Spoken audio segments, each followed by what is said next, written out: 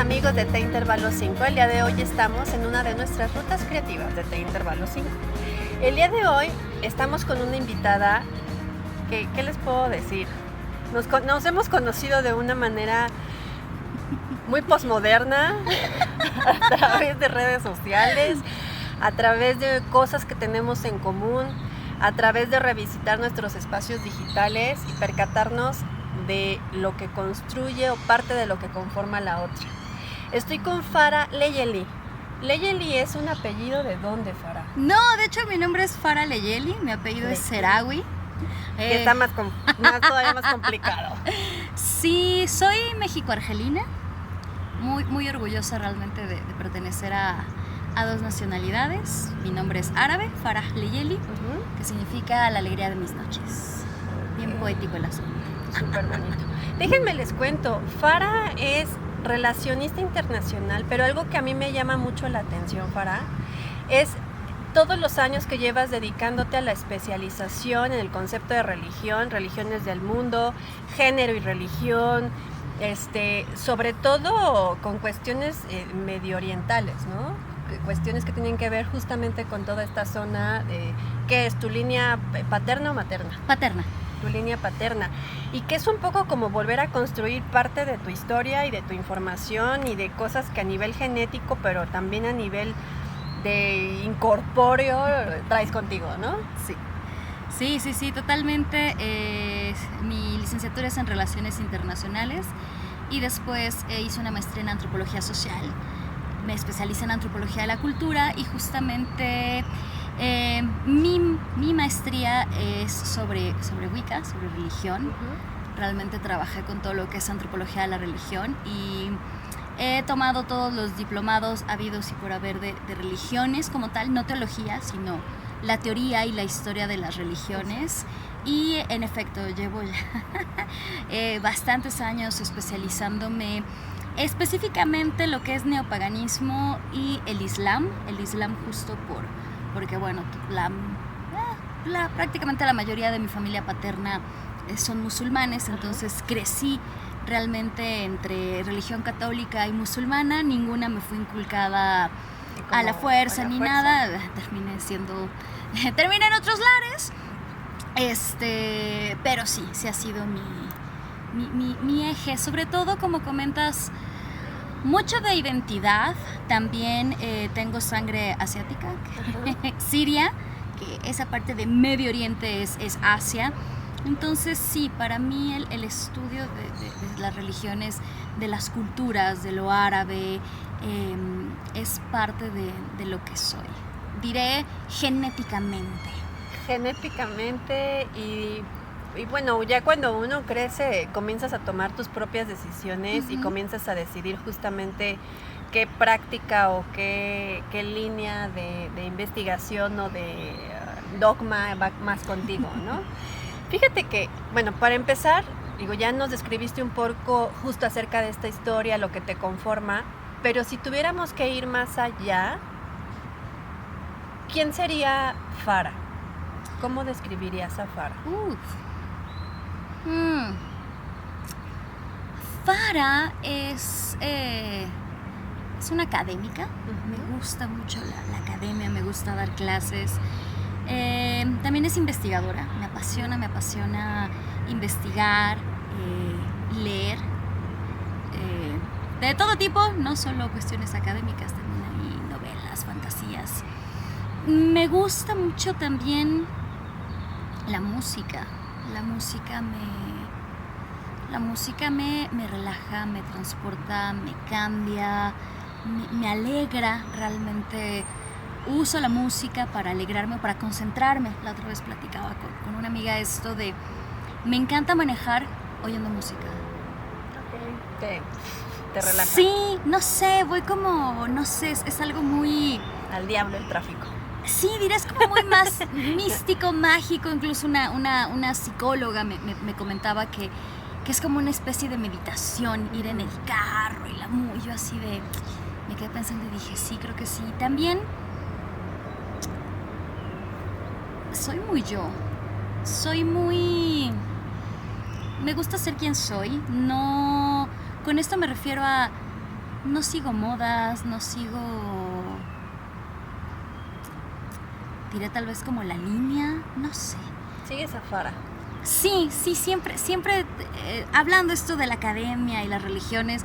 Yo, por ejemplo, en la universidad siempre hacía trabajos relacionados con, por ejemplo, en análisis del discurso, una vez hice un trabajo sobre los templarios. La profesora como de qué es eso, si nunca en la vida alguien había hecho un trabajo sobre temas, diré, raros. Siempre he sido, pues sí, la rara, la que se mete en cosas o en temas poco convencionales. Y realmente pero realmente cuando me meto con algo es realmente estudiarlo a fondo, no simplemente como, sí, tantito y ajá, ¿no? Y ya. Saciar mi curiosidad inmediata. Exacto, y vámonos. No, yo sí me realmente puedo decir en lo que me especializo, sí me especializo de verdad, ¿no? O sea, sí me meto, sí estudio, sí trabajo, sí investigo y sí hago cosas. Entonces, sí, una amiga siempre dice, Farah siendo Farah. Ven, es Farah siguiendo a Farah. ¿Cuál es tu religión? La religión de Farah. Buen punto. Oye, Farah, y desde este lugar, justo con esta libertad, ¿no? Podríamos quizás denominarlo libertad personal. Sí. ¿No? Este propio concepto que también has creado sobre la libertad para Farah. ¿Cómo estableces este puente con el cuerpo? ¿Qué es el cuerpo para Farah? Todo tiene una razón, ¿eh? Ahorita les voy a explicar por qué pregunto esto. Fíjate que el cuerpo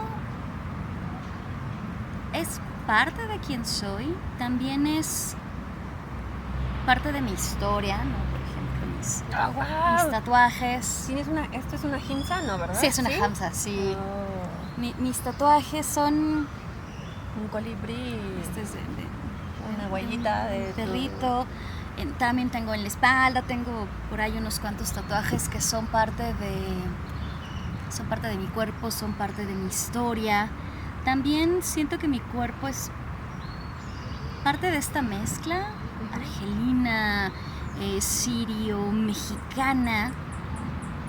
Y diré, y también es, pues no el cascarón, pero es todo lo que me recubre.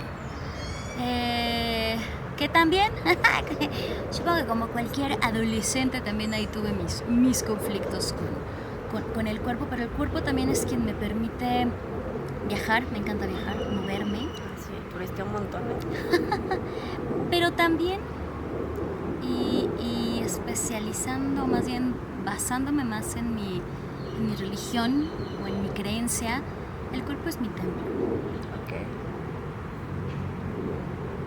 Es muy bello eso, ¿sabes? Porque justamente desde el punto de vista, no sé, psicoreográfico, astrológico, ¿no? Esta idea de la energía canceriana en el cuerpo y en el hogar es eso. Tu casa, tu hogar comienza en tu cuerpo. Y creo que esta frase, ¿no? Tu cuerpo es tu templo, va mucho en relación a encontrar ese hogar primero aquí. ¿No? O sea, todo lo que lo constituye, no solo como la parte de carne, ¿no? Sino todo lo que constituye esto y de ahí para afuera. ¿Sería esa la relación que tú propones? Sí, más que eso es... yo siento que cuidarme no solo es cuidarme mi mente o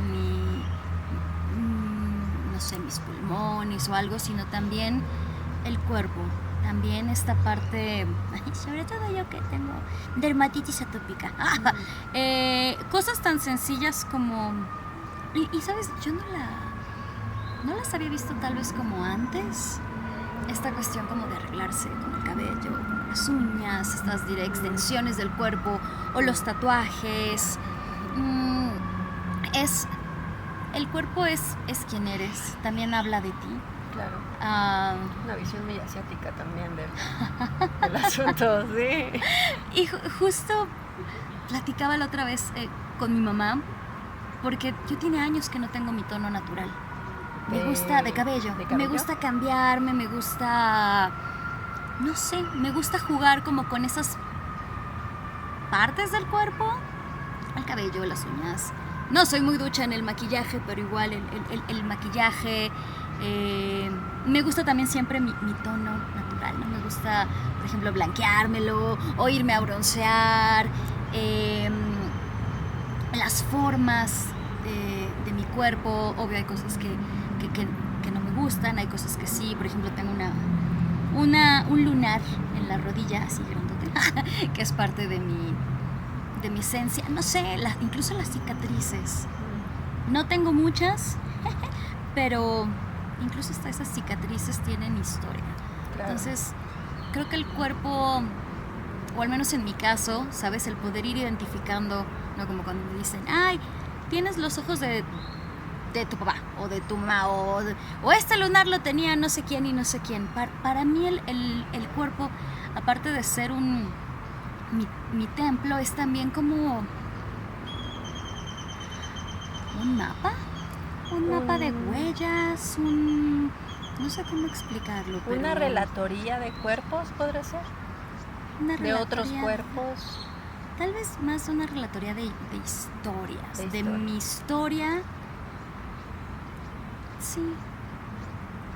Eso es bien bonito, Farah, porque yo creo que a veces se nos olvida y pensamos en estos aspectos transformadores de la cirugía plástica. Que con todo, o sea, es una visión personal, ¿no? Pero que eventualmente como que justo, ¿no? Nos vamos, insisto, es una visión personal, a esta idea de la transformación. Y sin embargo es como si rechazáramos esas partes que son nuestras y que nos vuelven únicos y que hablan no solo de nosotros, sino también, ¿no? Acudiendo a esto de la historia, pues hablan de todo quizás un peregrinaje de comunidades, ¿no? O sea, a mí pensar, también tengo un lunar, ¿no? Y aquí en la pierna, igual aquí, justo aquí. Y yo me acuerdo que me generaba conflicto cuando era más chiquita, porque era, pues obviamente, con correspondencia a mi pierna, pues estaba grande, ¿no? Ahorita ya es más pequeño porque pues mi pierna creció. Pero a lo que voy es que cómo di el brinco, justo, de sentirme rara, diferente, porque tenía un lunar muy expuesto, digamos, y cómo ahora lo abrazo y digo, wow, este lunar, nadie tiene un lunar como el mío, porque además este lunar lo tiene mi mamá, lo tiene mi abuela, mi tía, lo que sea, y entonces estoy hablando de todo un peregrinar colectivo, ¿no? Y es muy bonito. Sí, a mí fíjate que a mí siempre me gustó mi lunar. Que era muy curioso porque, como te digo, estaba en la rodilla, siempre me decían como, ay, tiene la rodilla sucia. Y yo, no, es mi lunar. Bueno, más que el lunar, una mancha, no sé. Pero yo siento que es parte justo de lo que soy, de lo que somos. Yo es muy curioso porque me gusta lo coreano, me gusta Corea y todo eso, pero no me gusta lo de blanquearse la piel. No me gusta lo de las cirugías y eso, no va conmigo. El echarse. No, digo, como dices, ¿no? Cada quien hace lo que quiere y con su cuerpo. Yo no, nunca me ha gustado y nunca he pensado en modificar. En modificar. Siento que tiene mucho que ver con esta parte que te decía de uno es su templo y cada quien hace lo que quiera con su cuerpo, ¿no? Y lo decoras como tú quieras. Claro, porque luego me dicen, ay, sí, pero ¿y los tatuajes? Pero para mí mis tatuajes tienen un símbolo específico. No me tatúo algo por tatuármelo. Tienen un símbolo, algo muy profundo y muy especial que quería marcarlo en mi piel, ¿no? Y tiene que ver mucho también con esta cuestión de lo que soy, de lo que practico, en lo que creo. Justamente aunque es difícil, y hasta parecería que estoy ahí parafraseando a un grupo de K-pop, pero intentar el amarme a mí misma. Es un gran ejercicio. Sí, por eso dije intentar, ¿no? Porque bueno, digo decir, sí, ámate a ti mismo, sí, es bien fácil decirlo, pero realmente hacerlo... El comercial suena increíble, pero... Ajá, sí, por eso dije intentar, no es fácil, es un proceso ahí, y es el reconocer y el aceptarme, ¿no? Por ejemplo, me da mucha risa porque en los lugares que he viajado siempre me han dicho, ¿no? Así como de eres de no sé dónde, eres de no sé qué, nunca nadie le atina dónde soy, siendo que soy como de todos lados y de ninguno. Pero es muy curioso porque, por ejemplo, para mí tengo ojos como muy árabes. Aunque luego me dicen, no los tienes tan grandes. Y yo, no, bueno, gracias. Entonces también es el reconocerme. Híjole, es que ya entramos en materia, espérenme. Oye, a ver, yo soy muy así como curiosita. Te voy entendiendo como partes de esa Fara que yo podía observar o como ir reconociendo hace un año, que más o menos es lo que tenemos ahí como de contactarnos.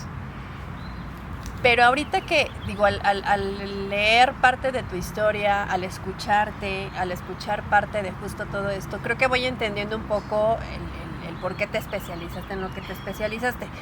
Pero me gustaría que lo compartieras para todos. ¿Cómo es que de las relaciones internacionales pasaste a la religión y a toda esta cosa que además tiene que ver mucho, bueno, no solo el aspecto religioso, ¿no? A nivel de concepto, a nivel de investigación, tú ya lo comentaste, sino también como a esta otra partecita en donde te empiezas a conectar con el misticismo, con toda esta parte que pareciera oculta, pero no es oculta, sino que forma parte también de del conocimiento y de estas bases de estas religiones antiguas. Realmente siento que todo va englobado, que todo es parte de lo mismo. Yo justo antes de entrar a la universidad viví un año en Países Bajos y siempre tuve esta curiosidad de las religiones. Yo quiero pensar que es porque crecí en un ambiente pues rodeada de embajadores de países musulmanes, de África, bien o mal de mi familia católica, mexicana. Entonces siempre estuve inmersa en mucha cultura realmente, en un enriquecimiento cultural muy, muy, muy, muy grande. Y después cuando me voy a vivir a Países Bajos, pues obvio, es otra cultura. Digo, Países Bajos, ellos, la mayoría son realmente protestantes, entonces, o ateos, entonces ahí realmente no me empapé tanto de la religión, pero sí de la cultura.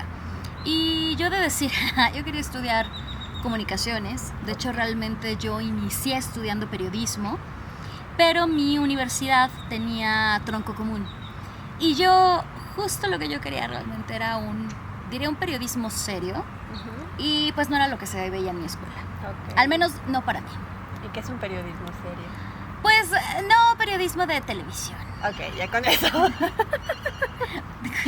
O sea, yo quería escribir, yo quería hacer artículos, quería hacer reportajes, y en mi escuela era todo más enfocado a televisión. Entonces yo por eso decía como, no, esto no es lo mío. Y a mí siempre me gustó la historia y la literatura y la cultura. Entonces, y bueno, mi papá es especialista en relaciones internacionales, entonces para mí fue muy fácil hacer este cambio. Y realmente no se puede hablar de relaciones internacionales sin hablar de religión, porque las religiones han cambiado mucho la estructura social, han creado conflictos, han resuelto conflictos, mueven masas, mueven países. Entonces realmente la religión para mí está integrada en el estudio de las relaciones internacionales, ¿no? Sobre todo más en las épocas actuales. Y a la par, yo también estaba trabajando justamente con mi desarrollo espiritual, con mi ser. Entonces, cuando yo acabé la carrera, yo justo me propuse, yo siento que todos tenemos una misión en esta vida, cualquiera. Yo me queda bien claro que la mía es ser maestra. Yo amo enseñar, amo ser maestra, y también lo académico. Entonces yo quería hacer por mi creencia un reconocimiento, hacer estudios académicos, quitar estigmas, quitar estereotipos. Y entonces fue que yo decidí hacer mi maestría especializándome justamente en neopaganismo, en Wicca. Y ahí fue que terminé en antropología social, porque fue en México, fue el único campo que encontré donde podía hacer un estudio académico, obviamente enfocado en antropología de la religión, justamente sobre el neopaganismo y sobre la Wicca. Entonces, sí, así fue como salté de un lado a otro, pero realmente he logrado conectar todo. Para mí sí hay un hilo conductor en relaciones internacionales, en la antropología social, en la antropología de la cultura, en todo lo que he hecho de estudios de Islam, de la mujer en el Islam, Wicca y neopaganismo, y ahora que quiero trabajar con soft power de Corea. Para mí sí hay un hilo conductor. No, es que sí lo hay. Digo, ahorita que te escucho, digo, pues claro, porque al final de cuentas parte del cómo se tejen a nivel político muchas comunidades se sostiene mucho del dogma que también lo sostenga. Y claro, digo dogma porque así lo hemos establecido que se le dice, ¿no? sí. Pero pues es parte es su filosofía de vida, Sí. ¿no? O sea, se establece todo un conjunto cultural, social, político, artístico, a raíz de ese sostenimiento, a raíz de cómo yo veo y me relaciono con la realidad. Y a final de cuentas, bueno, pienso, y en el segundo bloque ya vamos a ir para allá, pero pienso que justamente ahí es donde estos conceptos acerca de religiones, cuando se disparan. No sé, pero tú me dirás en el bloque. Les recuerdo que estamos en una ruta creativa de T-Intervalo 5 con Farah Leyeli Seragui, especialista en religión, neopaganismo, Wicca, Islam, ¿qué más? Confucianismo, lo que quieran. Vamos y regresamos, no se lo pierdan a este segundo bloque con Farah.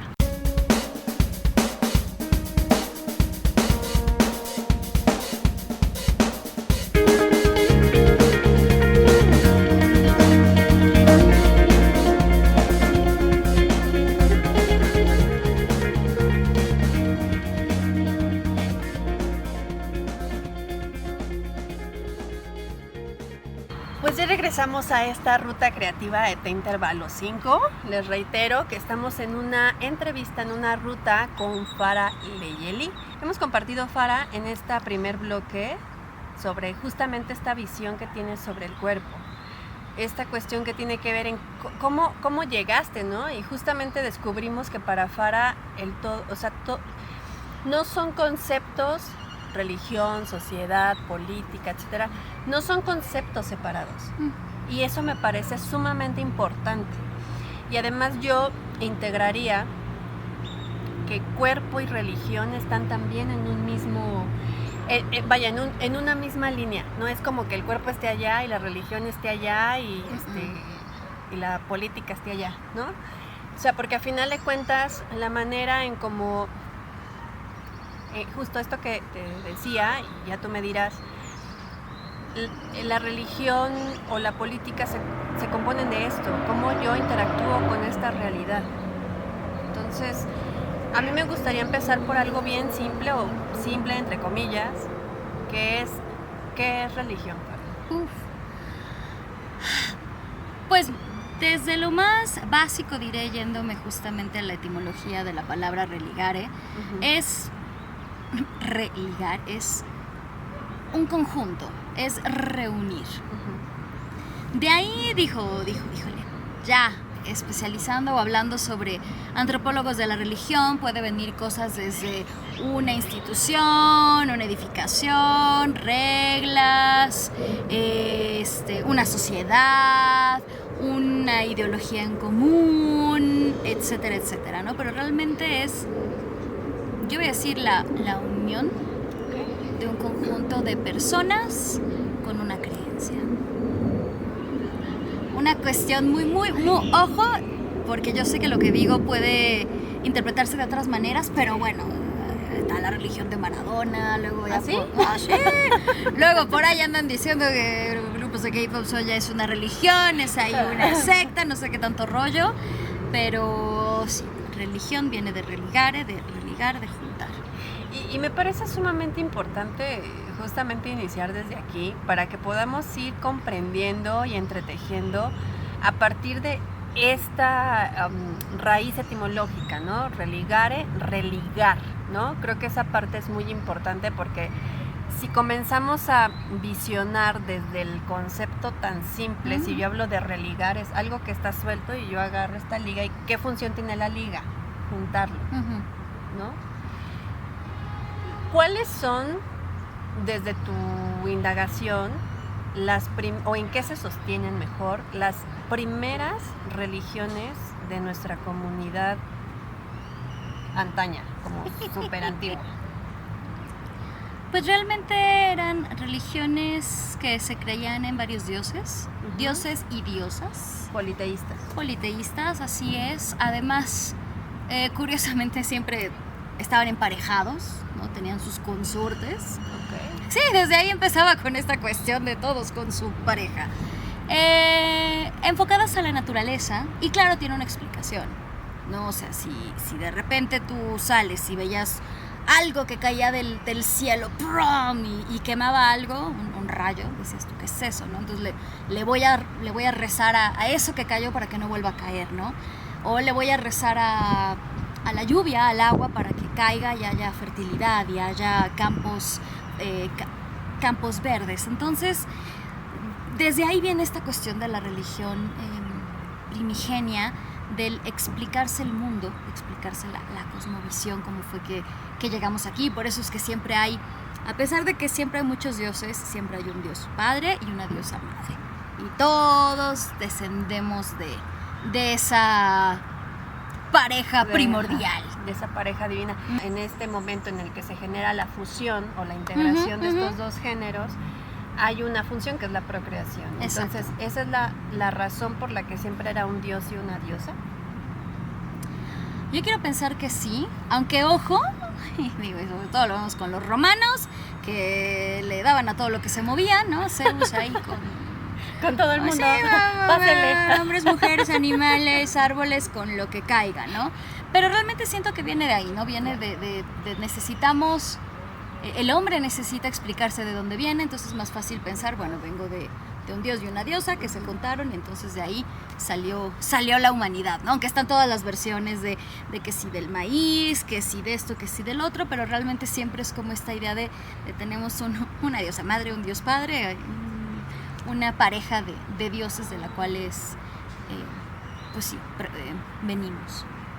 Es que a mí se me hace bien interesante empezar por este lado, porque justamente creo que ya, insisto, ¿no? Esta palabra dogma, ¿no? O esta palabra religión que asociamos ya en un sentido como más contemporáneo, siento que ya ha generado como otras divergencias, otras cuestiones, en donde justamente se puede llegar a, no sé si a ignorar o a ser indiferente a este sostenimiento que hablas de dualidad, que habla de sagrado femenino y de sagrado masculino, que en ciertos oráculos también los tenemos como representados, ¿no? Yo de manera inmediata, no sé por qué pensaba justo en el sacerdote o en el hierofante y en la sacerdotisa, y siento que es un concepto, ¿no? Esto de la dualidad y el género, que han estado en constante retransformación a través de toda la historia. El creer en una divinidad, que es una dualidad, porque ambos son igual de importantes, el dios y la diosa, no es que seamos una religión feminista, ni mucho menos, simplemente sabemos que hay un dios y una diosa que tienen funciones dentro, diré, de lo ideológico, dentro de lo religioso, por así decirlo. También es una manera, en lo personal, de sentirme identificada. Porque también dentro de lo que es Wicca también tenemos esta creencia de el hombre, aunque físicamente es hombre, también tiene un útero. Sí. No, entonces es el saber que, o sea, sí somos diferentes, pero podemos tener lo uno del otro. Es decir, lo vemos por ejemplo en las diosas o en los dioses, que hay dioses que tienen mucho de femenino, todavía no hablo de hermafrodita, ¿no? Me refiero por ejemplo a dioses tipo Adonis, tipo Apolo.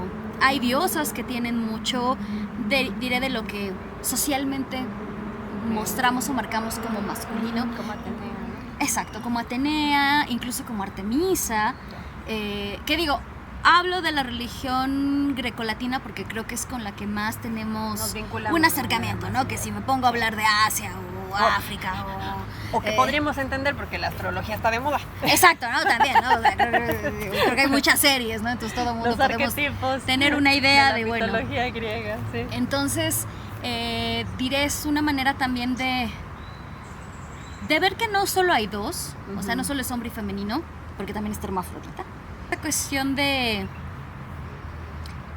hay muchos matices de ser hombre y de ser mujer, que lo podemos ver identificado en los rostros de los dioses. Ay, qué bonito sonó eso. Anótalo para tu siguiente título. Sí, totalmente. Entonces, para mí, que viví entre varias religiones, bueno, entre dos religiones. No, pero como en diferentes culturas sociales, ¿no? Exacto, para mí siempre había esta cuestión, y más porque mi papá siempre estuvo, un diplomado que se daba en la UNAM de religiones. Mi papá ahí lo coordinó muchos años, ahí estaba muy metido. Entonces yo siempre iba con él. Tengo un recuerdo así muy muy claro porque yo siempre iba con mi cuaderno. Era una niña, tenía como 8 años, yo creo 10 años. ¿Siempre he estado ahí? Sí, yo siempre he estado ahí. A todo lo que hacía mi mamá o mi papá, yo ahí iba.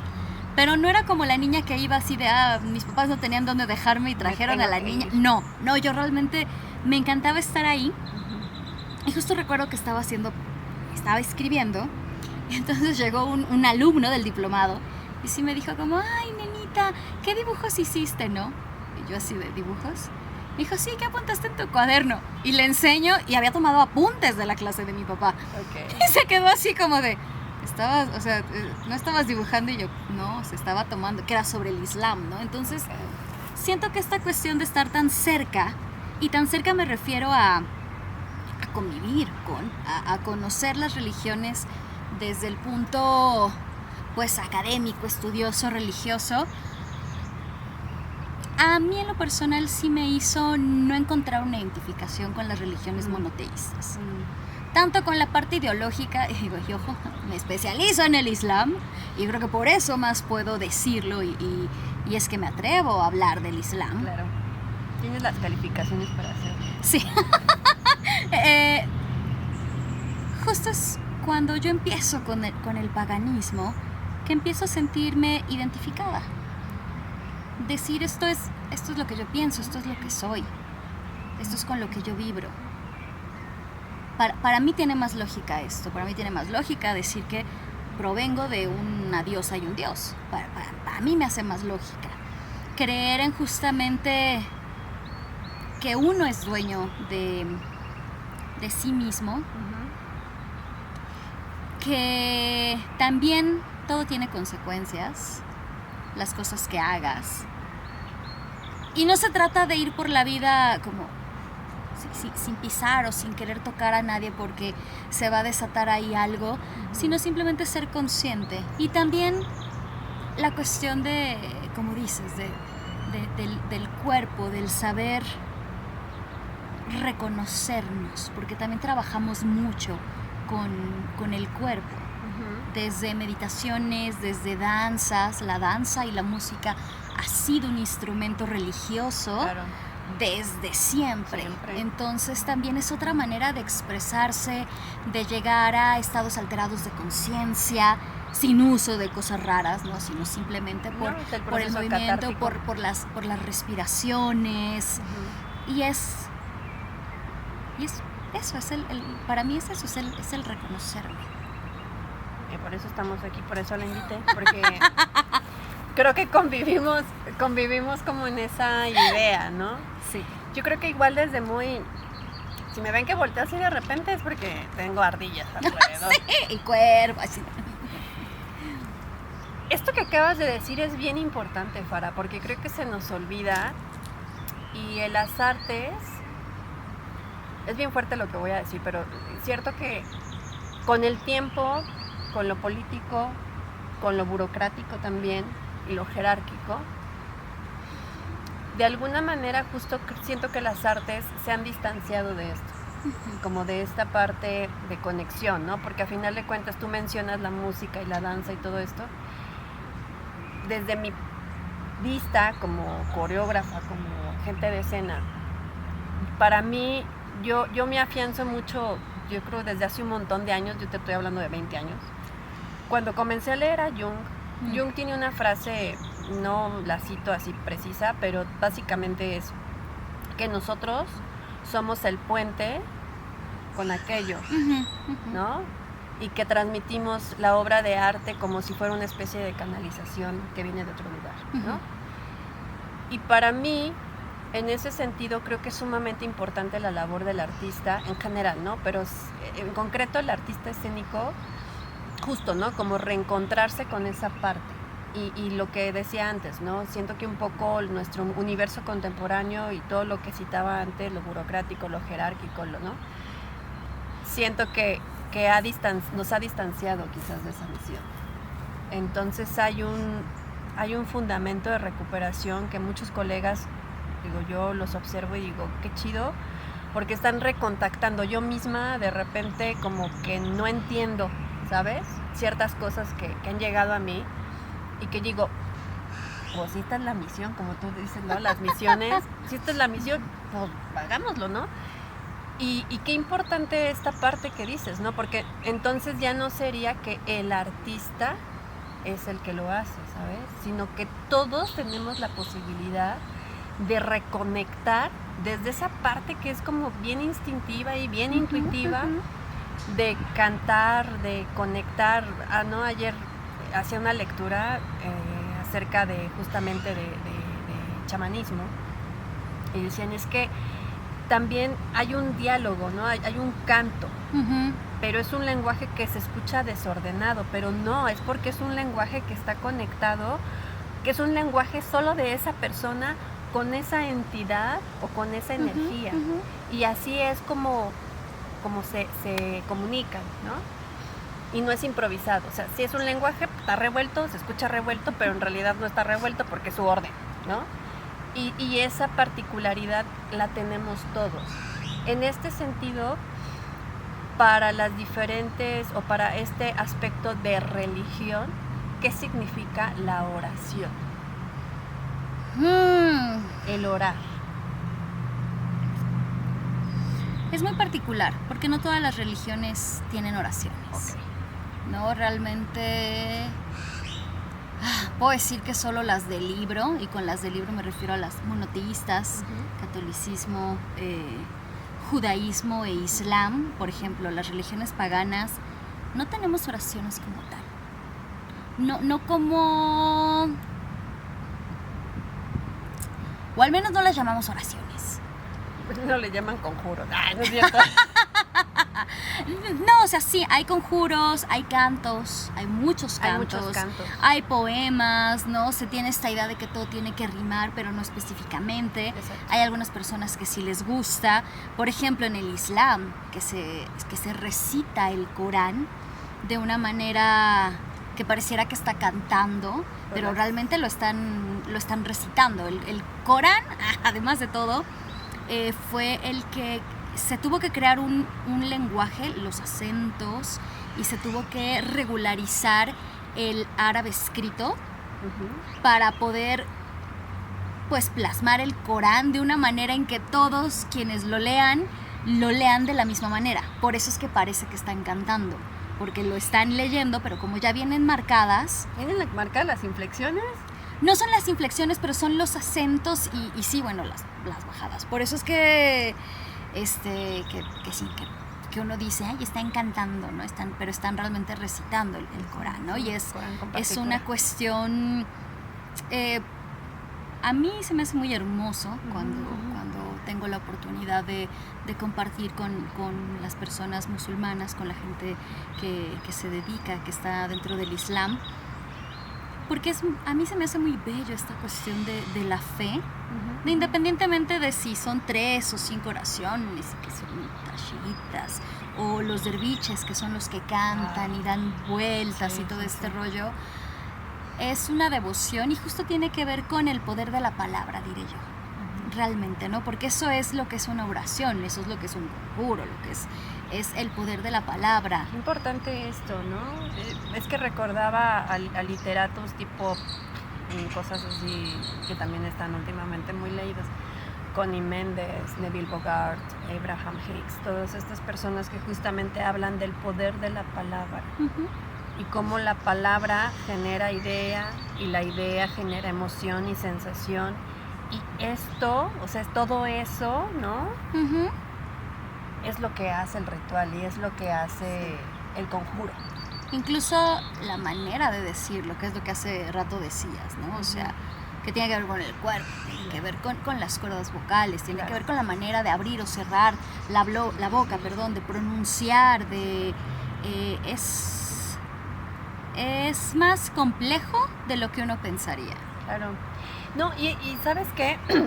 En ese sentido yo lo ligo un poco con el teatro. Hace 2 o 3 entrevistas que hablábamos con Roberto Mosqueda, que es un gran actor, director de teatro, y justamente hablábamos de esto, del actor que digo, es que no pareciera que el teatro solo es pararte a repetir un texto, ¿no? Y justamente Roberto ha hecho unos estudios fantásticos acerca de análisis de texto, bueno, ahí chéquensela.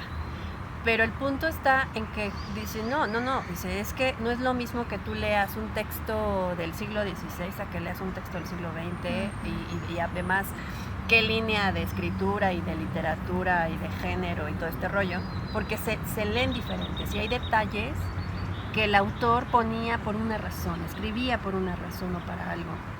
Y entonces cuando tú te pones a analizar el texto y te vas hasta adentro y te sabes toda esta historia, todo este back, cuando tú te paras y lo dices, tiene todo un sentido. Pero se necesita de todo esto, de la congruencia. Entonces me parece sumamente importante hacer esta equiparación, ¿no? esta especie de comparativa entre el aspecto de la oración y el aspecto del actor que dice un texto, porque podríamos, es un viaje que me estoy echando, podríamos decir que justo lo que buscaba este teatro al comenzar a establecerse como teatro era orar en una mirada pública. Podría ser, no sé, es un viajezote, ¿no? Hijo, sí es una propuesta muy interesante porque para mí también tiene lógica. Está cañón, ¿no? Sí.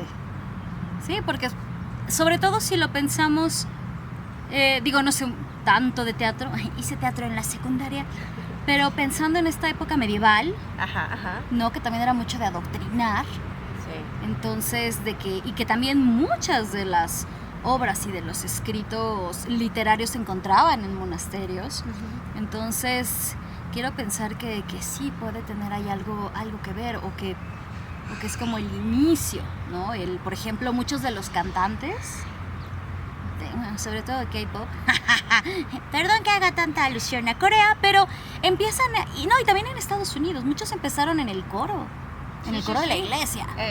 Cantando gospel. Exacto, ¿no? Entonces, o sea, no se me da raro que si hubiera por ahí una conexión de el teatro, esta cuestión de la declamación con las oraciones. No, pues qué viajezote, Fara. Nos cambiamos de lugar porque a mi querida Fara le estaba dando el solecito. Y pues hay que cuidar a la Fara, porque nos acaba de decir que no le gusta broncearse. Entonces, es que yo creo que justo, bueno, es que como que a raíz de todas estas cosas, como que me sobresaltan muchísimas preguntas, ¿no? O sea, acabas de hablar también del concepto de la fe. Y también es un concepto que está bien manoseado. ¿Qué es la fe? ¡Uy! ¿La fe existe en todas las religiones, por ejemplo? Sí, yo quiero pensar que sí.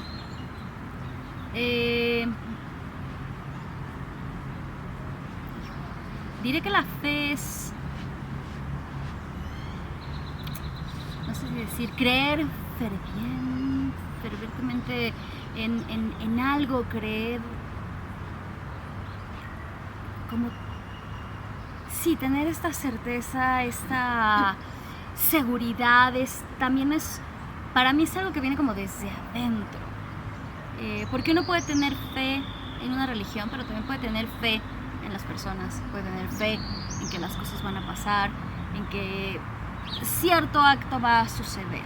Ajá. Entonces, para mí la fe, justamente, al menos la fe religiosa, es el realmente estar, diré consciente, pero realmente también creer en eso que... Es que si en eso que crees, ¿no? Pero, por ejemplo, creer en mi caso, dentro del neopaganismo, en la dualidad. Ajá. En la cuestión de también de... Diré adorar y alabar a la naturaleza, o tenerle un respeto a la naturaleza. Tener...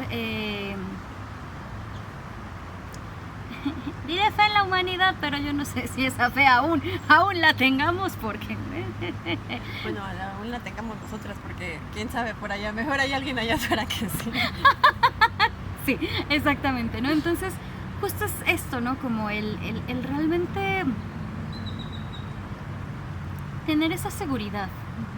Tener, no, yo por ejemplo, siento que hay religiones que tienen más fe que otras, por así decirlo. Como por ejemplo...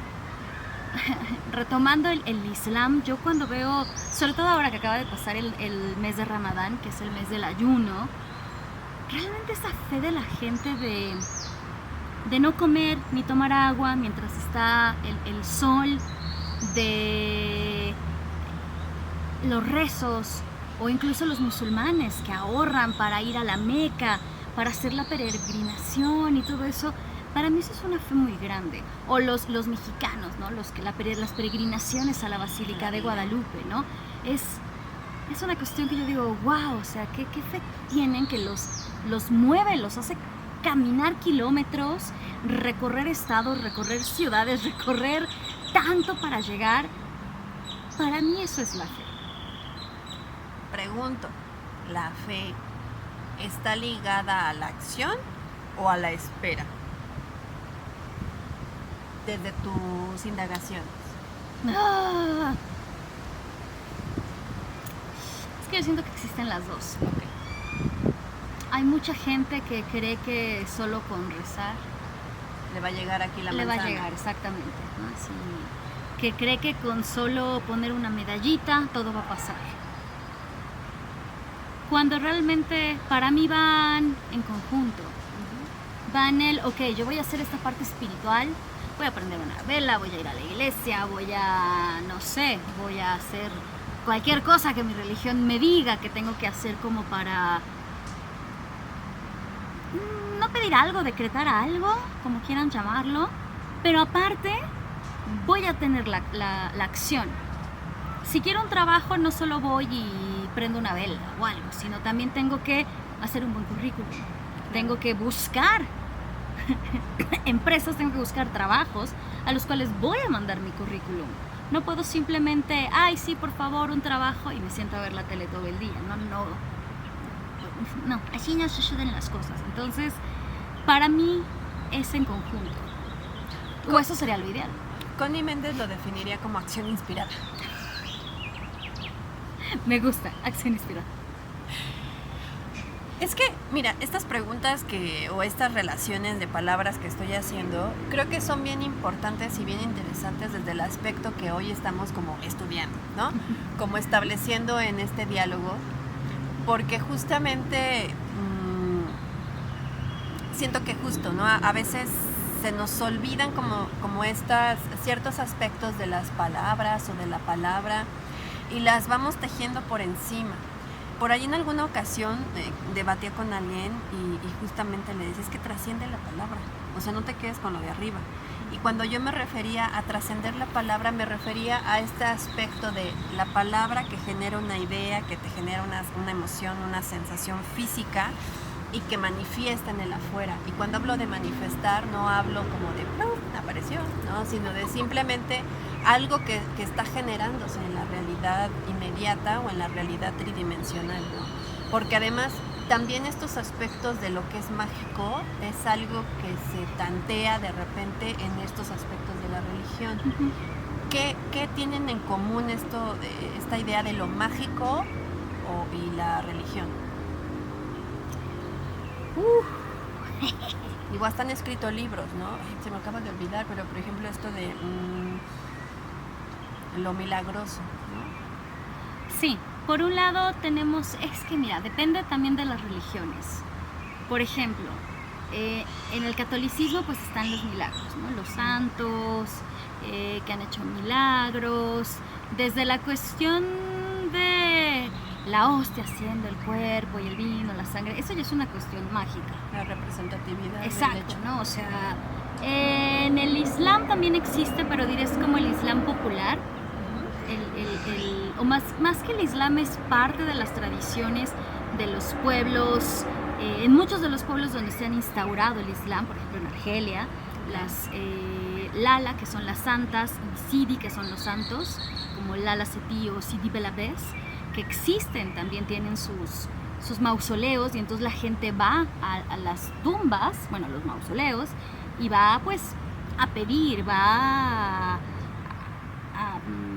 juntarse como con lo santo, con lo milagroso de ese religioso o esa persona, ¿no?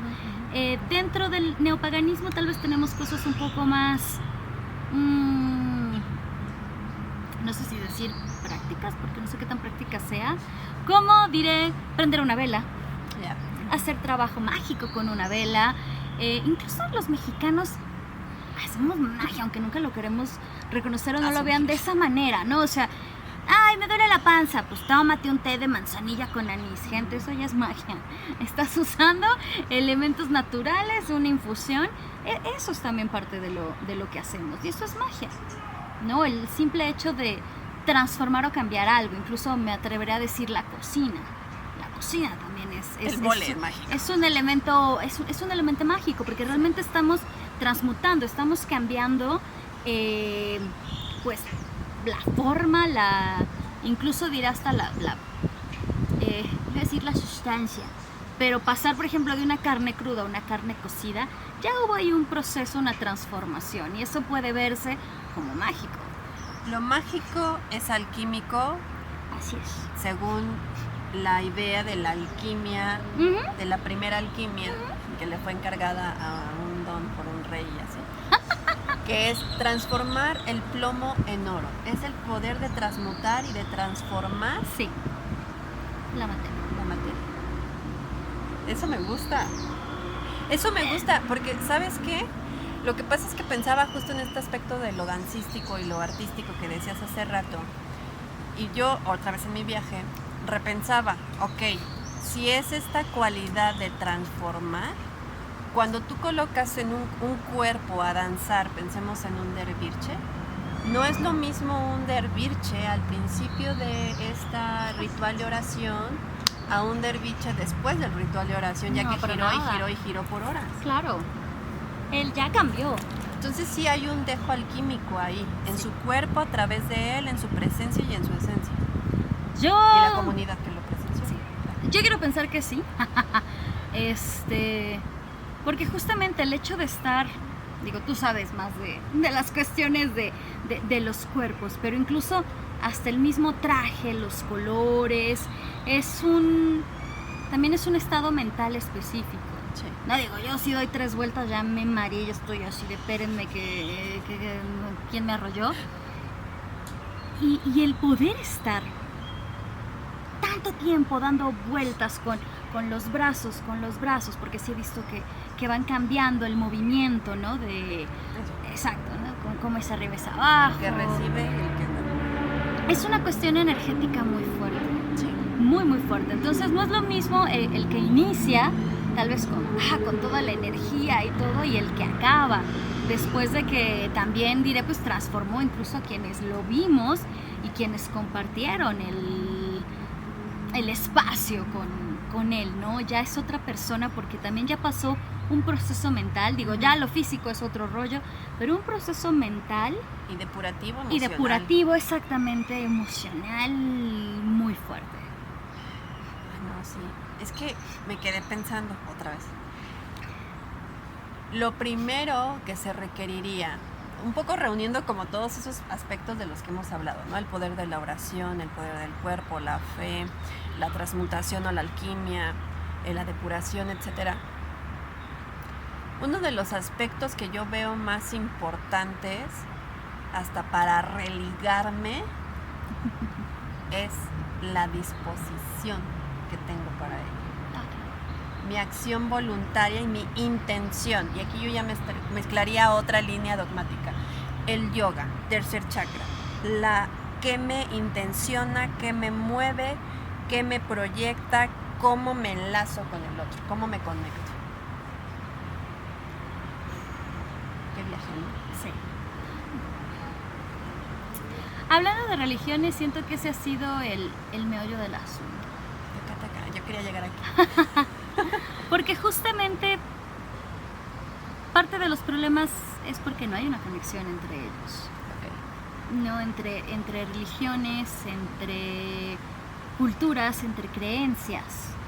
No, viniendo desde una perspectiva de una creencia que fue perseguida, que no es entendida, que aún hay estereotipo, que aún hay mucha malinformación, que choca con las religiones predominantes, es justo por esto, por una cuestión de no entender que hay un otro que no tiene por qué pensar igual que a mí. Okay. ¿No? Porque así como, no sé, a mí me gusta tomar café, hay personas a las que no les gusta. Y está bien, es su vida, es su cuerpo. Algunas personas ni siquiera lo pueden tomar porque les da taquicardia, ¿no? Entonces, siento que ese es el problema, de que no siempre logramos conectar con el otro por una u otra cuestión, porque no piensa igual que yo, que no tiene por qué pensar igual que yo, pero siempre tenemos esta idea, ¿no? De no, tú tienes que pensar que solo hay un Dios porque solo hay un Dios y tan. Y te callas.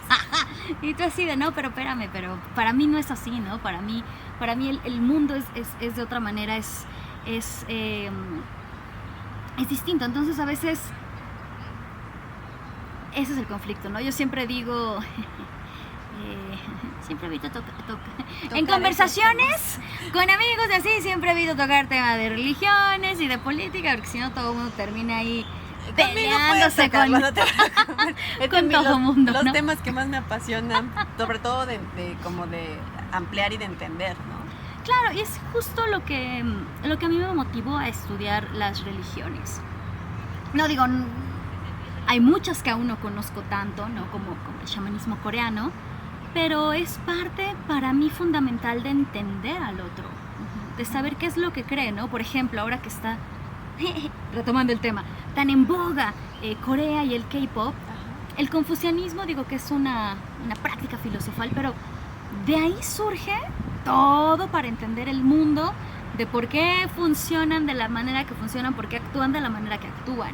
Y es lo mismo, ¿no? Con el Islam. Entendiendo el Islam puedes entender muchas cosas de cómo funcionan las sociedades musulmanas, de cómo funciona también la disputa internacional actual que siempre ha existido, ¿no? Entonces es una manera también de entender al otro. Digo, no estoy diciendo que todos se hagan profesionales y estudiosos de las religiones, pero más bien es no ser tolerante, porque para mí tolerancia es como, ay, te tolero, como, ay, para mí la palabra tolerancia tiene como esta connotación de te aguanto, Sí, ¿no? Más bien, ya no me queda de otra. ajá, ya que no.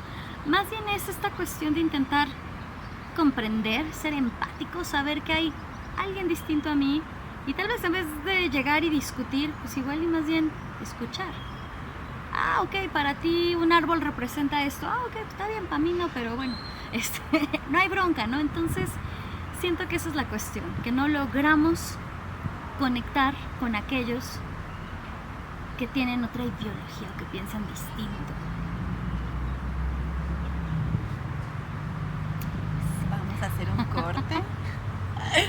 ¡Ah, es que está buenísima! Ok, vamos a hacer un corte. Vamos a regresar al tercer bloque, nuestro último bloque. Tengo todavía muchas preguntas para pero vamos y regresamos. Les recuerdo que estamos con Farah Leyeli Serawi. Me va a regañar porque no me aprendí su apellido. Ya la escucharon. Una estudiosa de la religión, de las religiones antiguas, religión y género, relacionista internacional y algo que no les he dicho, políglota. Nada más para que se den una idea, dime cuántos idiomas hablas. Español, francés, inglés, neerlandés, estoy con coreano y pues bien poquito de árabe. Casi 5. Vamos y regresamos.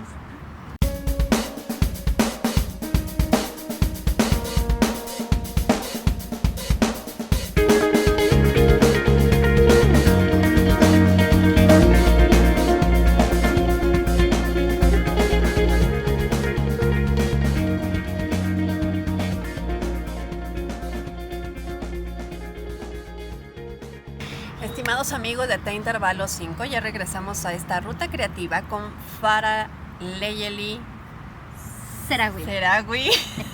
Perdóname, Farah. Ay, ya sé que tengo nombres raros. Y les recuerdo, ella estudiosa de religión, toda una investigadora. Yo traigo así como muchísimas preguntas para hacerte, Farah, pero es nuestro tercer bloque, entonces tendré que elegirlas. Este aspecto del género y la religión musulmana, más que nada es una curiosidad, ¿no? Es como todo una mirada desde Farah. ¿Qué observas? ¿Cómo es esta? Hemos hablado de género en el primer bloque y de por qué justo, ¿no? El dios, la diosa, el neopaganismo, pero me interesaría justo saber ¿cómo se relaciona este aspecto de dualidad en la religión musulmana? Es una pregunta muy interesante porque no mucha gente la conoce la respuesta y creo que se van a sorprender. En el Islam, los profetas son los mismos, es decir, Abraham, Noé, Moisés, Jesucristo son considerados profetas. Y Adán y Eva también están, ¿no? Descendemos de Adán y Eva. Okay. La cuestión o la diferencia entre el Islam y otras religiones es que Eva no nace de la costilla de Adán, son creados a la par. Okay. Entonces, desde ahí ya hay una diferenciación, porque mucha gente siempre ve el Islam de una manera negativa, porque piensan que, no, subyugan a la mujer y no sé qué.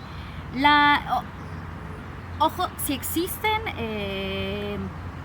países altamente radicales, ¿no? Que donde ahí sí, pues, pobres mujeres, ahí sí, no puedo ni hablar. Pero en este aspecto de decir que el país con más feminicidios es México, ni siquiera es un país musulmán.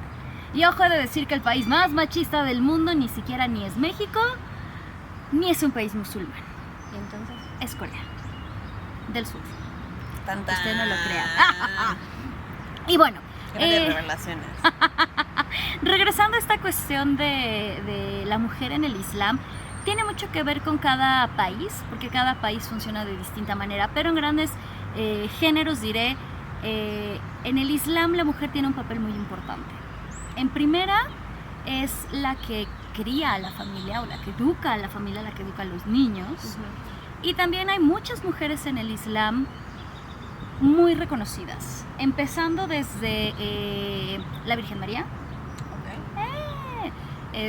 Eva, las esposas de Mahoma, y si digo las esposas, y aquí también voy a hacer otro paréntesis histórico, porque el Islam se desarrolla en el siglo VII, allá en el 632, y en esa época era una época de muchas guerras, y los hombres son los que iban a las guerras. Hombres refiriéndome al género varón. Entonces quedaban muchas viudas, muchas mujeres que no tenían un hombre que las mantuviera a ellas y a la familia. Entonces lo que se hacía era, pues cásate con tu cuñada, cásate con la esposa de tu hermano que falleció en la guerra para que te hagas cargo de ella y de los hijos. Por eso es que en el Islam se tenía porque eso era en esa época, esta concepción de que un hombre podía tener hasta 4 mujeres, pero era una cuestión que tenía que ver con el suceso histórico, con las guerras y con la idea de mantenerlas. No era una cuestión de, sí, lujuria, ni mucho menos. Por eso es que en la actualidad los únicos que pueden darse ese lujo pues son los reyes, ¿no? Quienes pueden mantener. Que si nos vamos al otro lado, a otras religiones, que no diré nombres, esto siempre ha existido, simplemente no ha estado regulado. O sea, siempre ha habido hombres con otras mujeres, pero no se hacen cargo de los niños porque no está regulado. Entonces, de ahí surge esta cuestión. ¿A qué voy con esto de las esposas de Mahoma? Porque también son mujeres muy importantes dentro del Islam. Lo que es Aisha, que fue se conoce como la esposa favorita, la esposa joven que tuvo Mahoma, y la última, que ella es la que recopila los escritos y la que ayuda a juntar todos los escritos de Mahoma para la creación del Corán.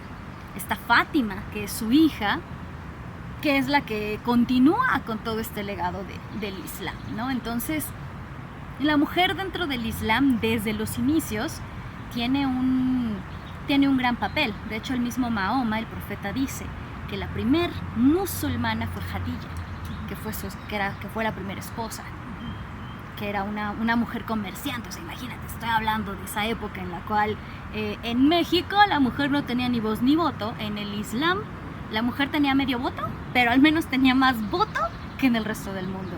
Y eso es algo que también la gente no lo conoce. Siempre se va por este lado de, no, la mujer sufre, pobrecita.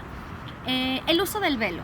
El uso del velo también, burka. Gente... Esa es la burka, ¿verdad? No, la burka es la que solo se le ven los ojitos. Ok. El velo, simplemente el velo o hijab, es, diré, una mascarita que se ponen para cubrir el cabello. Ajá. También tiene un porqué. ¿Por qué? Estamos hablando de que el Islam crece en el desierto. Surge en el desierto. Ajá. Y ojo, porque no solo las mujeres usan velo, los hombres también usan el turbante, y el turbante también cubre todo. Esto es una cuestión muy sencilla que tiene que ver con el calor. Guardar la humedad del cuerpo. Así es. Y también cubrirse de la arena. Claro, por las tormentas. Así es. Por eso es que en el desierto tomamos café o té caliente. En Cuba también. En vez de que uno va a la playa y te echas chorro mil chelas y nunca te quitas la sed, tómense un café y van a ver si no se les quita la sed, ¿no? Entonces, realmente tiene que ver con estas cuestiones históricas. Que diré, sí, tal vez en la modernidad ya algunas de estas prácticas son obsoletas, porque hay religiones que no han cambiado. Bueno, las religiones monoteístas no han cambiado a lo largo de los años, a diferencia de otras religiones, en este caso diré paganas, neopaganas, u otro tipo de espiritualidades que sí han ido de una u otra manera cambiando en conjunto con la modernidad, con la historia de la humanidad. Entonces, en ese aspecto, digo, son ejemplos para que vean que hay dos contrapartes. No todo es bueno, no todo es malo. Yo en lo personal, y lo digo porque he vivido en países musulmanes, específicamente Argelia, de donde es mi familia, tengo primas, tías y todo. Algo que me sorprende, ¿no? Y lo vi con mi cuñada, cuando una mujer se casa en el mundo musulmán, en el mundo también árabe, porque esto no tiene que ver realmente con la religión, sino con la cultura. Se casan como con 10, 15 vestidos. Es una locura, de verdad. Yo dije, guau. No solo la novia, también las invitadas se cambian de ropa. Y yo así de guau. Cuando veo a mis amigas que se han casado, que dicen, hombre, es que mi vestido costó no sé cuánto. Yo, ahora imagínate comprar 10 de esos, porque además quien los paga es el hombre. Es parte, voy a decir, de la famosa dote, que para qué existía la dote, una misma cuestión histórica que tiene que ver con que, pues, como el hombre se iba a la guerra, la mujer no sabía si iba a tener o no marido durante muchos años. Por eso era la dote, para que la mujer tuviera, pues, un sustento por si el hombre no regresaba de la guerra, o por si se quedaba muchos años en la guerra. Para eso era la finalidad de la dote. En la actualidad la dote se ha cambiado a los vestidos de la boda, a la casa. El hombre es quien tiene que poner la casa.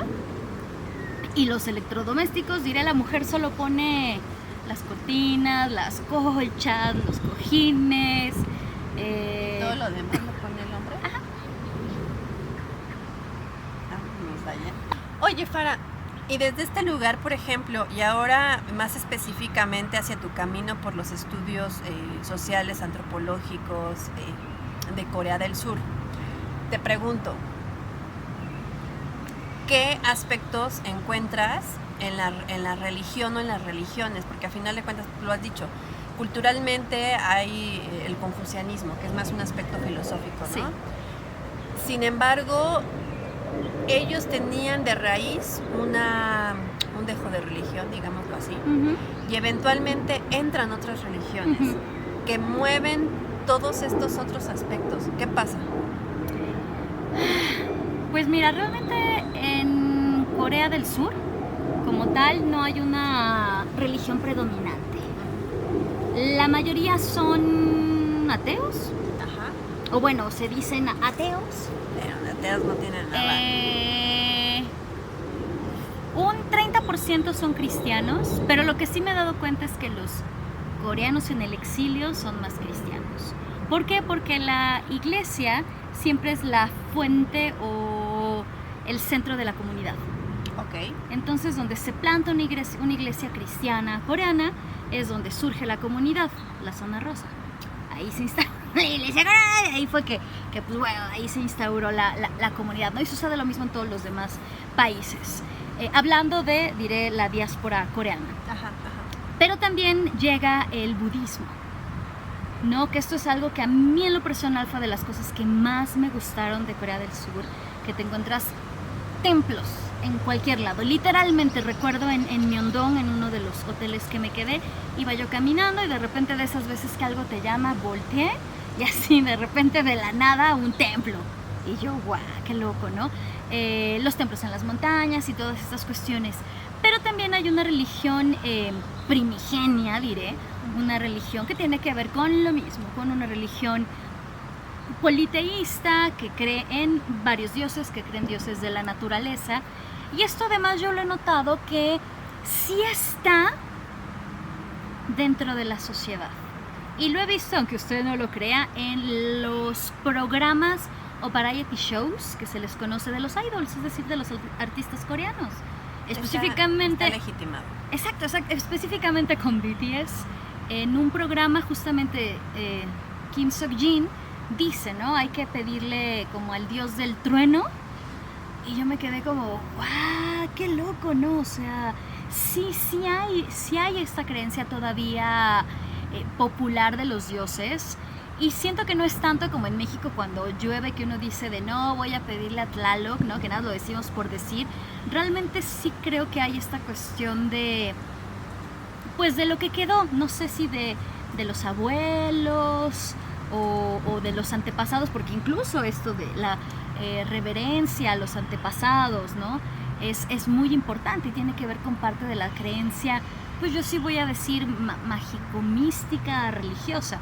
O lo de las chamanas, ¿no? De que se consulta a un chamán cuando uno se va a casar para saber si esa persona sí es buena para uno, cuando nacen los niños, cuando estás enfermo, o incluso ahora quienes estén metidos en el K-pop, los conflictos que hay entre las disqueras, que también tiene ahí que ver una chamana, que si dijo, que si no dijo. Entonces realmente esta cuestión sí está muy inmersa en la sociedad. Y que es parte, a final de cuentas, de lo que esto, ¿no? Que decíamos muy al principio, es parte de lo que sostiene a esta comunidad coreana, ¿no? Claro. Ay, es que yo, bueno, es que te escucho, Farah, y te escucho justamente desde todos estos aspectos, y digo, qué interesante, porque ahora yo, digo, para ir así como cerrando, a mí me gustaría mucho como... Nos has dado como estas miradas de ciertas religiones o líneas dogmáticas extranjeras. ¿Tú qué observas en el catolicismo mexicano? Ay, no quiero que me funen. Vamos a ser muy cuidadosos. No, siento que el catolicismo mexicano tiene también aspectos... digo, el origen no es nada bueno. Yo sí vengo desde esta cuestión de que llegaron los extranjeros, pisotearon la religión antepasada e instauraron la suya. Bueno, ok. Pero aún hay estos... Hay aspectos muy poéticos, ¿no? Sí, por ejemplo, la cuestión de la Virgen de Guadalupe, que también ahí tengo una teoría de... Yo sí soy de esta parte de la teoría que dice que viene del mundo musulmán, cuando los españoles intentan ahí introducirla, pero bueno, se me hace algo muy bello, porque sí he de decir, no es esta cuestión de que ya no sé si es el 80, porque antes era como el 80% de la población que era católica, pero todos somos Guadalupe. ¿no? Realmente la Virgencita de Guadalupe se le respeta. También esta cuestión se me hace como tan bella de las procesiones, digo, y lo comento porque tenía una amiga que tenía su puestito de cosas religiosas afuera de la iglesia San Juan Bautista que está en Coyoacán. Y entonces muchas veces yo estaba ahí con ella, incluso varias veces me decía, oye, échame la mano, y yo, bueno, está bien. Entonces me tocó ver la Candelaria, no, ahí, o sea, en el mero centro del movimiento religioso, ¿no? También lo de las palmitas, o sea, sí he estado y sí he sido partícipe de cuestiones. Las 3 caídas. ¿Has estado en las 3 caídas? Sí.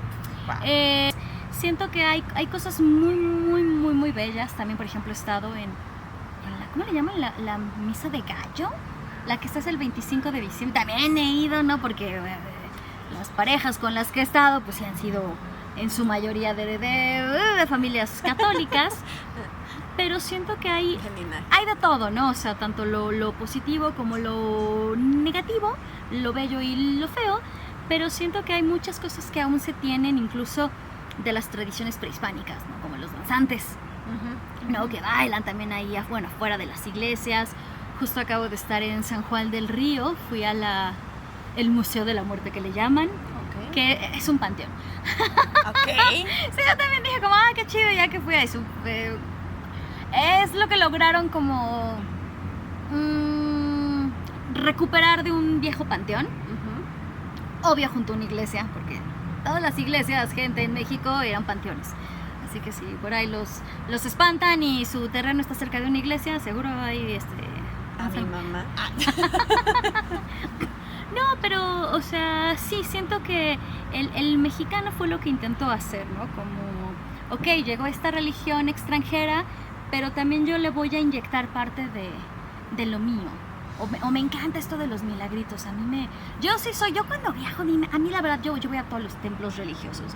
Yo sí entro a las iglesias y las observo y veo lo maravilloso y el arte y la cultura y la riqueza que hay en ellas. Que nada, yo creo que aquí sería una recopilación conceptual donde hablábamos justamente acerca de esta cosa de la intención, la coherencia, el poder de la palabra, y que no propiamente, o sea, es una cohesión o una co-creación, más bien dicho, una co-creación entre lo que yo confío o la fe que pueda depositar yo en algo o en alguienes o en, no sé, lo que sea, y esta co-creación de accionar desde mí, en intención y disposición y voluntad, ¿no? Porque digo, a final de cuentas, yo lo cuento como anécdota, pues a lo mejor hasta chistosa, pero pues también es esta sincronía de las acciones y de los hechos, ¿no? Y entonces es ese aspecto milagroso de la vida en donde nos damos cuenta de que en realidad siempre estamos co-creando, ¿no? Yo en ese sentido convivo mucho con esta palabra, y es co-crear. Todo el tiempo estamos coaccionando, estamos co-creando, estamos gestionando y gestando, ¿no? A través de nuestras palabras, nuestras acciones y nuestros pensares, ¿no? Y la religión al final se sostiene mucho desde todo esto, ¿no? Totalmente, tiene que ver con nuestras acciones, nuestros pensares, y yo creo que también con el quién somos. No, sí tiene que ver mucho con nuestra identidad, nuestra manera de pensar, de ser, de creer. Incluso nuestra manera de actuar también puede, bien o mal, estar ligada a los ideales, a las creencias que tengamos. Por eso es que yo siempre digo lo mágico, místico, religioso, espiritifláutico, en lo que sea que cada uno crea.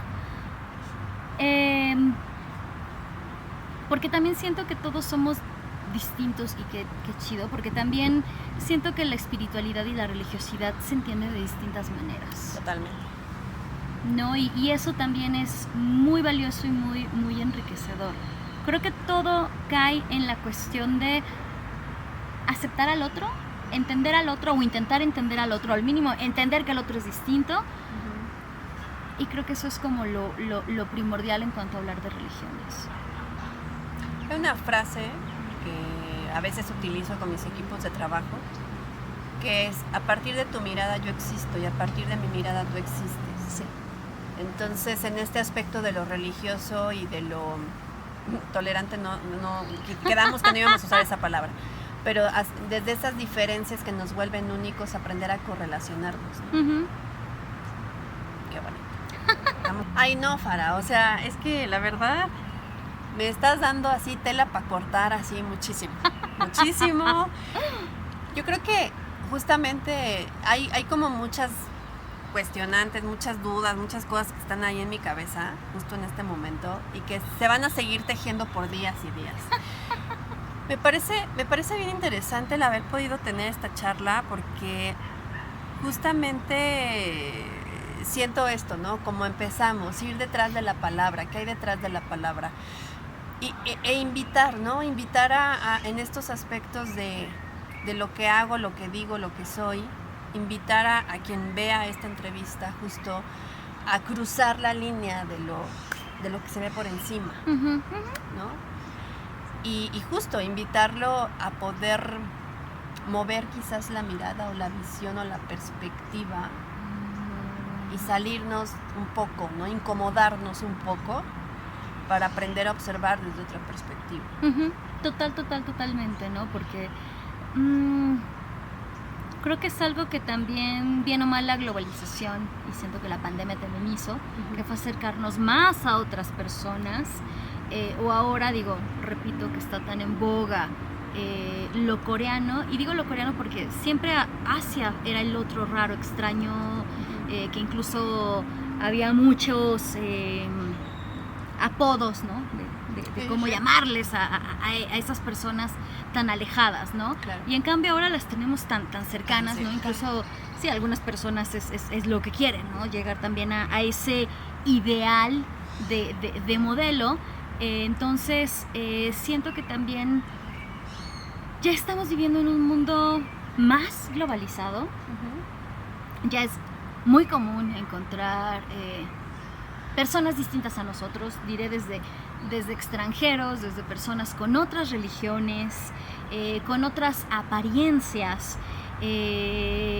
Entonces, ya estamos muy inmersos y no hay vuelta atrás en esta cuestión de ya es fácil.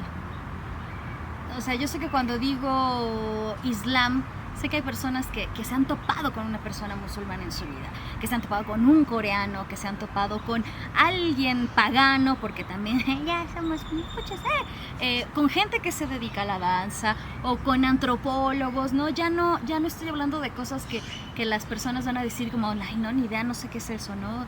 Entonces, tiene que ver con esto de reconocer al otro, al menos de decir, no de una manera despectiva, sino simplemente el aceptar que hay personas distintas a nosotros en todos los aspectos. No, y además pienso, ¿no? Ahorita que volvías a hacer como un enlistado, ¿no? De este tipo de conceptos que surgieron a raíz de la conversación. Y pensaba, ¿no? O sea, que este tipo de encuentros pueda detonar una ruptura al dogma, una ruptura al paradigma, una ruptura al estigma, ¿no? Uh-huh. Porque, ya no voy a entrar otra vez en el tema, ¿no? Pero simplemente era como, a veces cuando nos dicen Islam, lo primero que viene a nuestra cabeza, claro, es aquel evento del 2001. Sí. Entonces, este tipo de conversaciones y este tipo de clarificaciones que nos has compartido, por lo menos a mí y espero que a muchos de los que nos escuchan y nos ven, nos puedan mover de ese imaginario inmediato y colectivo, claro, que viene a nuestra memoria o a nuestra inmediatez cuando hablamos de Islam. Claro, y es que también estamos de este otro lado del charco, uh-huh, entonces la información que nos llega filtrada es una. O sea, si ustedes escucharan la información que llega del otro lado del charco, igual, o sea, la percepción que se tiene, por ejemplo, de los mexicanos, claro, del país, ¿no? Entonces, son conceptos que yo creo que eso es lo que no pensamos, ¿no? Cuando hablamos del otro, no nos ponemos a pensar que nosotros también somos los otros. Exacto. Para alguien más. ¡Qué importante esto! ¡Claro! Sí. A mí me pasó cuando vivía en Holanda, me pasó cuando he ido a Argelia, que la gente me dice, ay, pobrecita, viene de un país machista. Y yo así, guau, mi familia argelina dice eso de México. Si supieran que los mexicanos me dijeron como, pobrecita, vas a un país machista. Y yo así, wow, ¿cómo son las concepciones, no? Sí, sí, sí. Cuando llego a Países Bajos y me dicen, oye, ¿y tu burrito? Y yo, ¿cuál burrito? Sí, con el que andas, ¿no? Porque tienen esta idea de... Y entonces pues ya yo mejor les sigo el juego y les digo, sí, en el aeropuerto tenemos establos, ahí se quedó, ¿no? O sea, es como... La visión norteamericana que a veces tienen, ¿no? ¡Claro! De ejemplificar a México o a Tijuana, ¿no? Exacto, entonces por eso digo, siempre pensamos en el otro bien ajeno, pero no pensamos que nosotros también somos el otro ajeno para alguien más, ¿no? Esa es una cosa bien... No, complicada. Y que es una reiteración. O sea, la finalidad de tener esta serie de mayo, o sea, con estas invitadas que yo estoy así maravillada desde que tuvimos la primera con Morgano Wally, y ahora con Farah, y espérense a las que siguen, está bueno este asunto. Es eso, es incomodarnos, es movernos, es este otro aspecto de la realidad que podamos integrar o que nos podamos cuestionar y reflexionar. Y esto que está diciendo Farah me parece sumamente importante hasta para entender estas entrevistas, que es, se nos olvida que nosotros también somos los otros. Entonces, a partir de mi mirada tú existes, a partir de tu mirada yo existo. Y entonces en estos procesos de intercambio y en estos procesos de incomodidad, y hablo de incomodidad porque nos invitan, ¿no? Nuestras invitadas a movernos, a observar el objeto desde un lugar bien distinto del que estamos acostumbrados a verlo. Y así, al final de cuentas, es la labor del proceso de conocimiento y de información. Así se hace cuando aprendes a observar desde diferentes lugares. Ay, el momento de ir cerrando, Farah. A ver, Farah. Querida Farah, ¿qué sigue para Farah?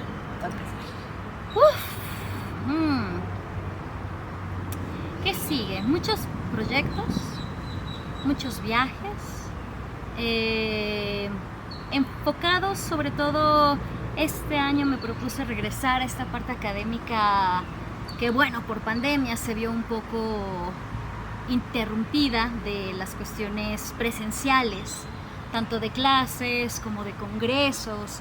Entonces ahorita voy a estar participando en varios congresos aquí en México relacionados con religiones, con Medio Oriente, con relaciones internacionales.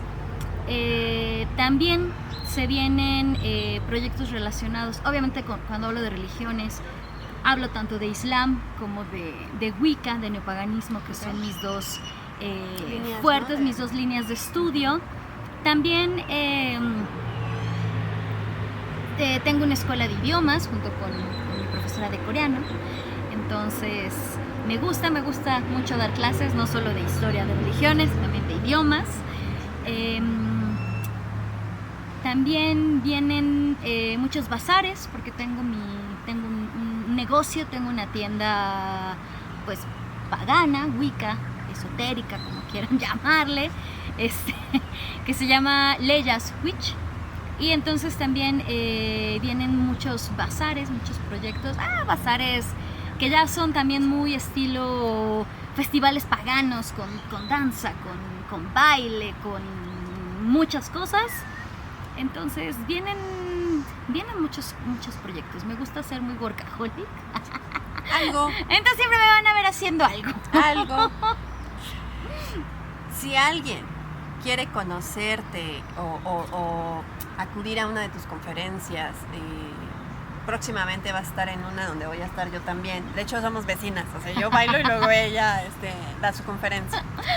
Y más tarde Morgano, que también ya nos anunció ahí, y otros investigadores muy potentes. Si alguien quiere leer tus artículos, leer lo que has escrito, conocerte, acercarse más como a este mundo, este universo del estudio de la religión o lo antropológico o estas cuestiones más hacia lo wicca,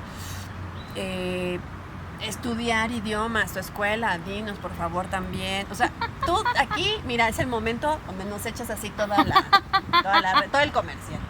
Pues bueno, para la escuela de idiomas nos encuentran en las redes sociales como Academia Hana. Yo específicamente doy clases de neerlandés, pero también tenemos coreano e inglés. Toda mi parte, diré, mágico, mística, fantabulástica, me encuentran en las redes sociales como Leyas Witch. Y ahí pueden encontrar todo lo que tiene que ver con los bazares y cuestiones brujerescas. Y diré de mi mundo mugulesco, que es donde pueden también encontrar todo lo que son los trabajos que he hecho, tanto de Islam, como de religiones, como de historia, etcétera. Me encuentran como Farah Leyeli, Farah Leyeli. Me encuentran específicamente en lo que es TikTok, en Instagram y en LinkedIn. Ok. Pues mira, Farah, yo estoy muy contenta de haberme animado a invitarte, a preguntarte, a decirte, porque ha sido una conversación bien interesante. O sea, cuando digo que me quedé todavía tejiendo cosas, es en serio. Por eso estoy así como en la ida, ¿no? Y pues nada, o sea, yo espero que esto se pueda volver a repetir. La verdad es que muchísimas gracias por compartirte, por compartir con nuestros intervalos, y justamente como pues esperemos que próximamente se vuelva a repetir. Estaría padre, ¿no? Sí, yo encantada, ya sabes. Bueno, a nosotros que nunca se nos da lo de hablar y echar cafecito. Y Farah conduce un programa, por favor, hablando de Camino Astral. También tengo un podcast con dos amigos que quiero mucho, con Eileen y con Richie. Camino Astral los martes y Brujas del Caldero los días miércoles a las 8 de la noche. Y justo nuestras redes sociales son Camino Astral Media. Y pues por ahí así buscan, por ahí nos encontraron una entrevista que Farah muy linda me hizo con Richie el año pasado. Sí. Pues bueno, muchísimas gracias, Farah, de nuevo por compartirte. No, muchas gracias a ti. Y pues, me encanta. Estimados amigos de Intervalo 5 Rutas Creativas, les quiero agradecer una vez más por haberse dado esta cita para compartir, para conocer a Farah, y pues para que no se pierdan esta serie de mayo, que está, la verdad, hiper, ultra genial. Yo estoy muy fascinada, llevo 2 invitadas y miren, yo así mi corazón está que crece y se expande. Y pues bueno, les recuerdo, estamos en redes sociales, nos pueden buscar, ustedes googleenle Intervalo 5 y ahí nos encuentran en Facebook, Instagram, TikTok, YouTube, obviamente. Y pues bueno, googleenle porque la verdad es que ahí estamos. Y recuerden que pueden vernos a la hora que quieran, cuantas veces quieran. Estas son sus rutas creativas de Intervalo 5, jornada 2024, mayo, magia y poder personal. Gracias. No, gracias.